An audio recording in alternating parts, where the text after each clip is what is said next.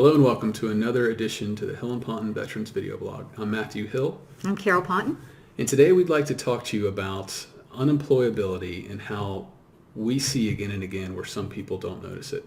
And the people we're talking about are the veterans who are already rated anywhere from 60% to 90% and are not working yet are not receiving unemployability. So remember, unemployability is another way of saying 100%.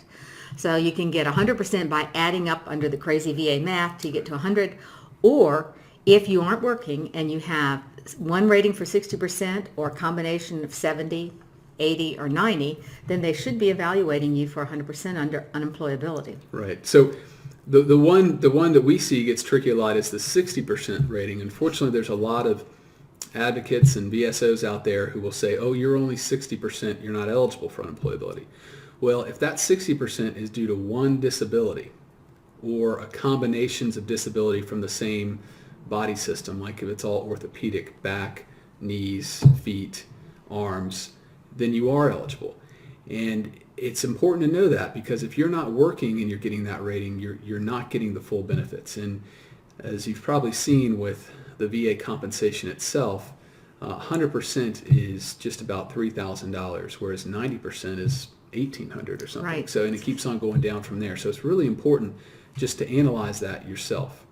And in addition to the greater compensation, if your disability is permanent and total, meaning you can't work at all ever again, basically because of the disability, you're entitled to other benefits as well. And those benefits are fantastic. If you have children under 26, they get a college education free.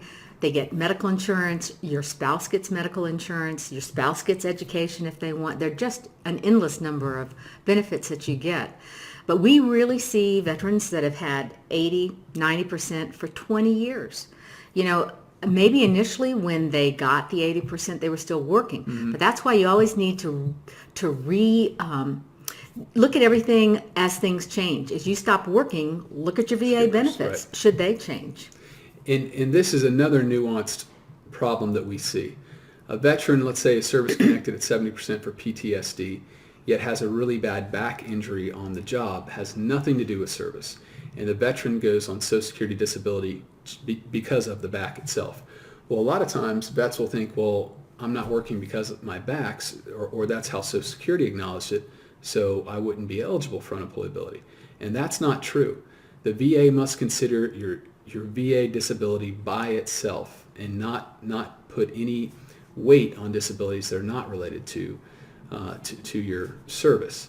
And this is important because, as Carol said, sometimes disabilities like PTSD do worsen significantly after working is stopped. Right. We find that when you're not working, you have time to think about things. Maybe you don't sleep as well. And we find that the PTSD in many, many cases becomes much worse.